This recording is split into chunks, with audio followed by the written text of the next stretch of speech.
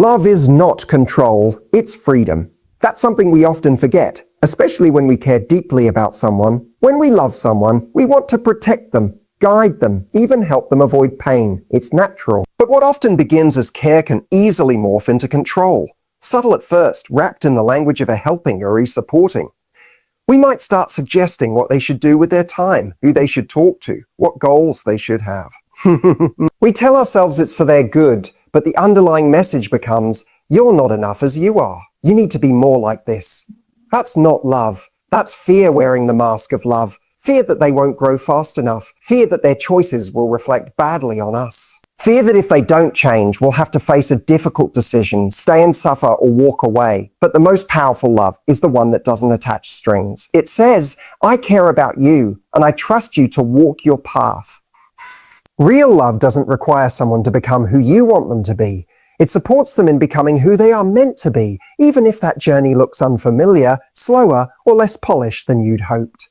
We forget that growth can't be forced. It doesn't respond well to pressure. True, lasting change only happens when it comes from within.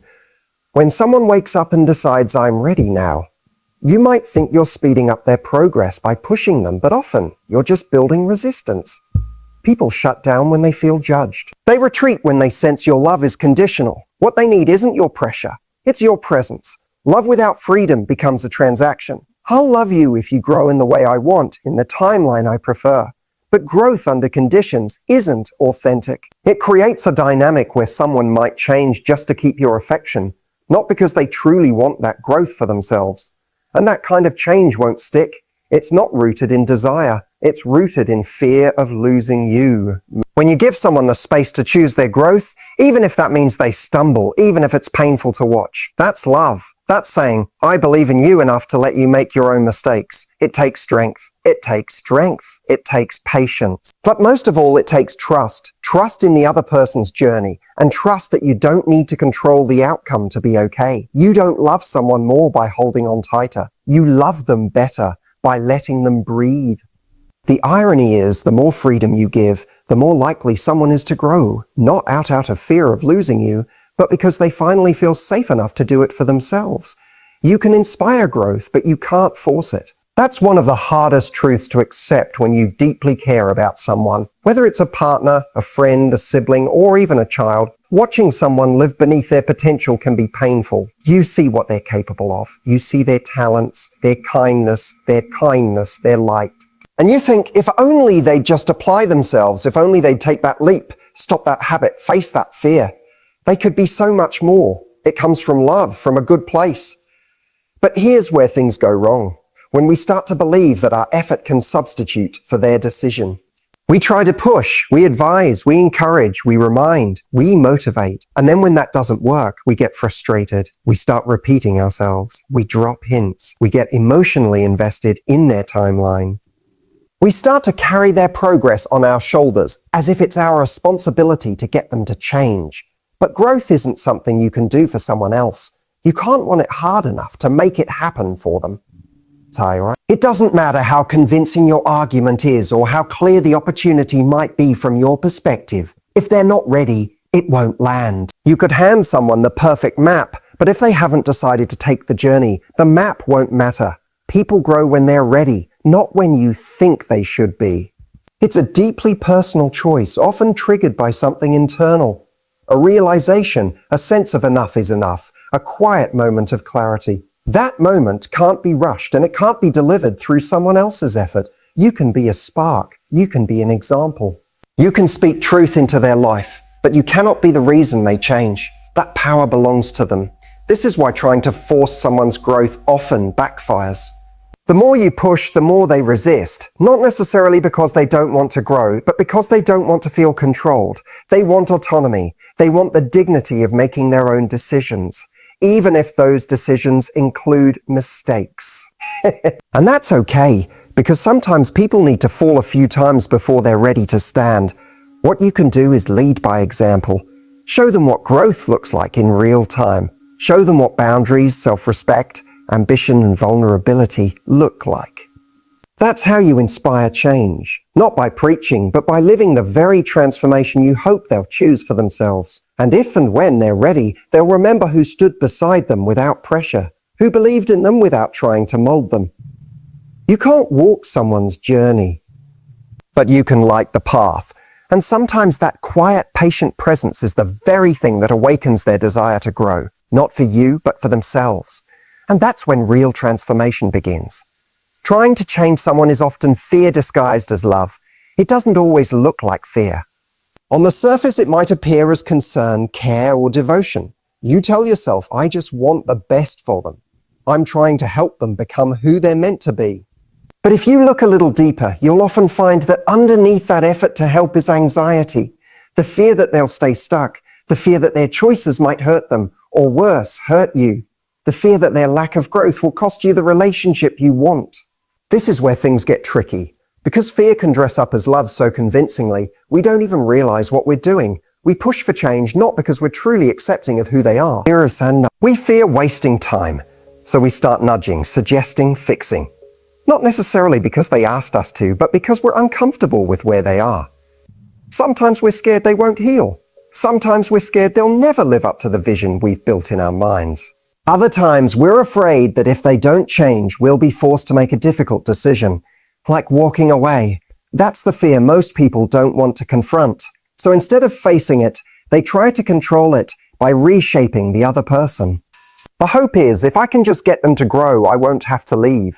If I can just fix this, everything will be okay. But the truth is, real love isn't about managing someone's evolution to fit your comfort. It's about loving them without needing to rewrite their story.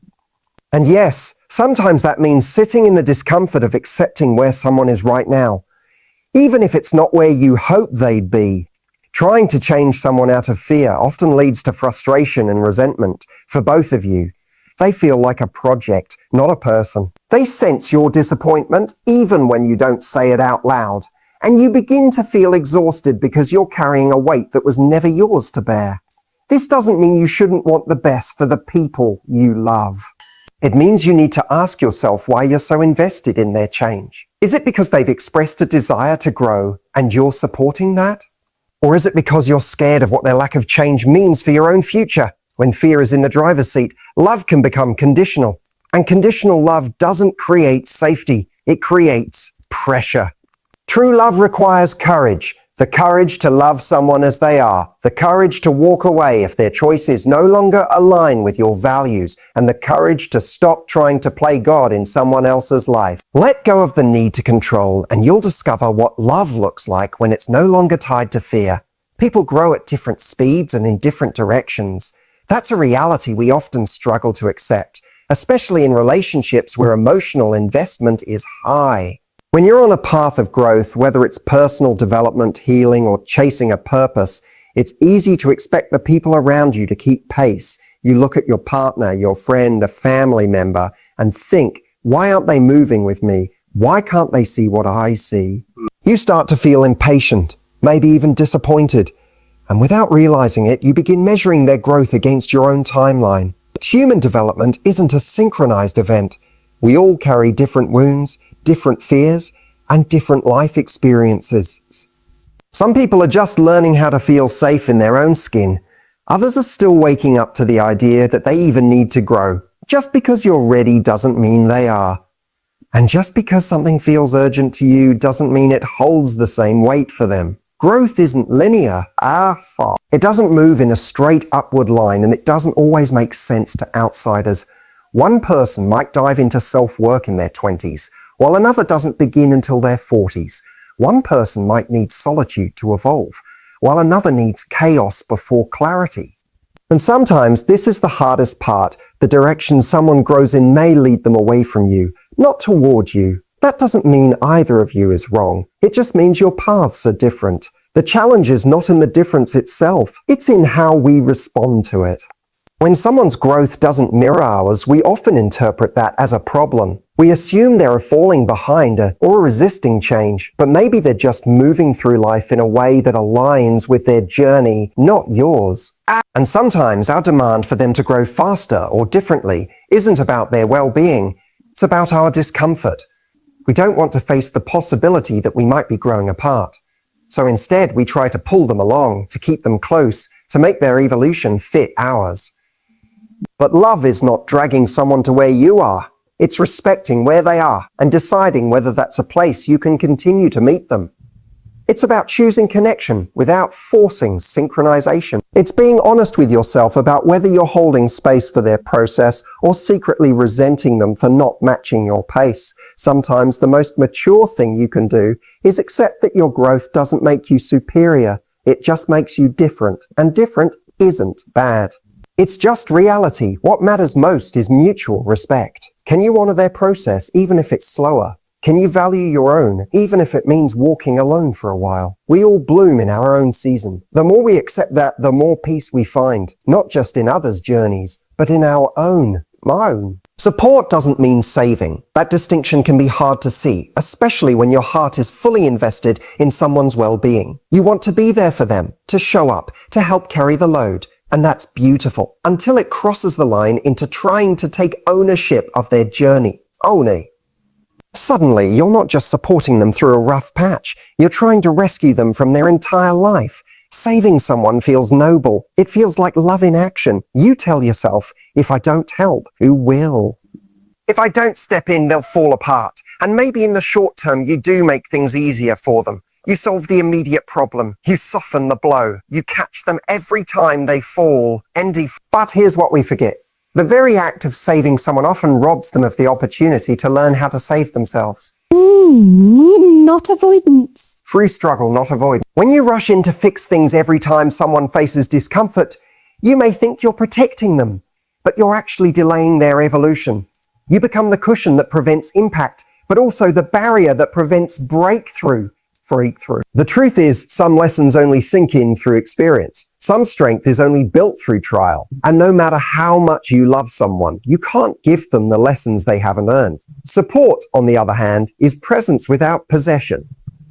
It says, I'm here with you, not instead of you. It looks like active listening without always giving advice. It sounds like I believe in you, not let me do this for you. It's offering encouragement and resources, not control. When you support someone, you walk beside them, but you let them lead the way. There's also a cost to saving that often goes unspoken. When you take too much responsibility for someone else's growth or healing, you start carrying emotional weight that doesn't belong to you. Over time, you become resentful. You feel exhausted. You wonder why they're not trying harder, why they don't appreciate your effort, why they haven't changed yet. But it's not their job to reward your over-functioning. It's your job to step back and ask yourself, am I helping because they need it or because I need to feel needed? Helping someone doesn't mean sacrificing your own peace, identity, or well-being. You don't have to lose yourself to love someone else well. In fact, the more grounded and whole you are, the more powerful your support becomes. You offer strength instead of solutions, stability instead of saving. Sometimes the most empowering thing you can do for someone is stop trying to be their answer. Let them face the challenge. Let them struggle a little. Let them find their way, not because you don't care, but because you do. Support holds space. Saving takes over. Only one leads to real, lasting growth. Letting go doesn't mean giving up. That's a truth most people struggle with, especially when love is involved. We're taught that love fights, that love holds on, that real love never quits. And so when we find ourselves in situations where someone isn't growing, isn't showing up, or isn't willing to meet us where we are, we think, if I walk away, does that mean I didn't love them enough? Or worse, does it mean I failed them? But letting go isn't a sign of weakness, it's a sign of wisdom. It means you've recognized that you cannot carry someone across their own finish line. It means you've come to understand that loving someone doesn't obligate you to stay in a place that's hurting you, draining you, or forcing you to shrink. Letting go is not abandoning someone, it's refusing to abandon yourself. So often, people stay in relationships far past the point of growth, not because there's love, but because there's guilt. They believe that if they just love harder, wait longer, or sacrifice more, the other person will eventually wake up, grow, and become who they hoped they would be. But what they're really doing is postponing their own healing in the name of potential. And potential is dangerous because it lives in the future. It's a hope, not a reality. You can't build a life on what could be. You have to live in what is. Letting go is choosing to stop holding onto what's not holding you. It's realizing that staying doesn't always mean loving someone more. Sometimes it just means fearing change more. When you let go, you're not saying, I don't care about you anymore. You're saying, I care enough about myself to stop investing in a dynamic that no longer serves either of us. And here's the paradox. Sometimes your decision to let go is what finally gives someone the space to grow. As long as you're there, constantly absorbing the consequences of their inaction, they don't have to face themselves. But when you step away, they're left with their own mirror. That absence can be the very thing that awakens them in a way your presence never could. Even if it doesn't, even if they never change, letting go is still powerful. Because it's not just about them. It's about you. It's about reclaiming your energy, your dignity, your life. It's about making peace with the fact that love isn't always meant to last forever, and that some chapters are meant to end so new ones can begin. Letting go isn't the end of love. Sometimes it's love's final act, the one that says, I release you to your own journey, and I return to mine. And in doing so, you give both of you the chance to grow in the direction you were always meant to go. Sometimes we have to face the reality that not everyone wants the same kind of growth, and that's okay. This is one of the hardest lessons to accept in relationships, especially when you care deeply for someone. It's easy to think that because you've found a path to growth, healing, or self-improvement, everyone else should naturally want to follow that same path. But the truth is, not everyone is ready to change, or even open to change. And that's not a reflection of your value or effort. It's a reflection of where they are in their own journey. People have different timelines, different values, and different priorities. Growth you're striving for might not resonate with them, or it may not be the right time for them to embrace it. And the harder we push, the more resistance we create. It's not that they don't care about us. It's that their focus, their readiness, and their willingness are simply not aligned with ours. When we try to force, one of the greatest gifts we can offer someone is the space to grow. It's a paradox. The more we step back, the more we give someone the freedom to move forward. Too often, we think that growth has to be a shared experience, that the process of evolving has to happen together, in sync, in real time. We want to see the progress. We want to be there through every step. But sometimes the most loving thing we can do is simply step aside and allow someone the room to figure things out on their own. It's natural to want to be involved in someone's growth. We want to guide them, we want to offer support, and we want to see them succeed. But growth isn't something that can be forced or orchestrated by anyone other than the person going through it. It's something deeply personal, something that requires space and time. When we try to hover too closely, we crowd that space. We offer unsolicited advice, we inject our own timeline, and we get frustrated when they don't move as quickly or in the direction we think they should. What we forget in those moments is that growth isn't about fitting into someone else's idea of what it should look like. It's about allowing them to discover their own pace, their own direction, their own method. It's about trusting that the person you care about has their own path to walk, and that path doesn't need to look like yours to be valid or worthwhile. In fact, sometimes the best thing you can do is simply give them the gift of silence and space. Not to be absent, but to be present in a way that doesn't demand action. It's about saying, I'm here when you need me, but I trust you to figure this out on your own. By doing this, you're not withdrawing love, you're amplifying it. You're saying, I believe in you enough to let you make your own choices, even if those choices lead to mistakes, even if those choices aren't the ones I would make. When you give someone that space, you give them the opportunity to grow in a way that's authentic to them. They begin to feel empowered, not trapped. They start to take ownership of their journey and their decisions. They might stumble along the way, and they might not take the path you envisioned. But when they finally make it to where they need to be, whether it's a place of healing, understanding, or strength, it will be theirs. It won't be because of something you forced on them. It will be because they found their own way. This is one of the most profound acts of love, allowing someone to choose their own growth. It's about letting go of the need to control, the need to mold, and the need to direct. And instead, it's about offering love without expectation, support without conditions, and a belief in their potential, even when it's difficult to see. By stepping back, you allow them to take the lead in their own transformation, and in doing so, you're contributing to their growth in the most powerful way possible. Real growth isn't about perfection, it's about progress. It's easy to get caught up in the illusion that growth should look neat, orderly, and free from setbacks. We live in a world that values quick fixes, instant results, and polished outcomes, and we often apply that same pressure to our own lives and the lives of those we care about. But growth is messy. It doesn't follow a linear path. It's full of detours, wrong turns, and moments of doubt. And sometimes the greatest act of love we can offer is the understanding that the process isn't about achieving a perfect version of someone. It's about supporting them as they navigate their own imperfect journey. This is crucial because often we place unrealistic expectations on ourselves and others. We might see someone struggling and think, if they were just more disciplined, or if they tried harder, they could be better by now. But the truth is, everyone moves at their own pace. They face their own internal battles, and they need space to figure things out, even if it doesn't look the way we expect. And when we begin to measure someone's growth by a standard of perfection, we can easily miss the deeper changes happening underneath. Sometimes growth is simply about becoming more aware of the things that need to be healed, the patterns that need to be broken, or the beliefs that need to be challenged. It's about taking small steps forward, even when it feels like the progress is invisible. So often, when we don't see the kind of transformation we expect, we become disheartened. We want results and we want them fast.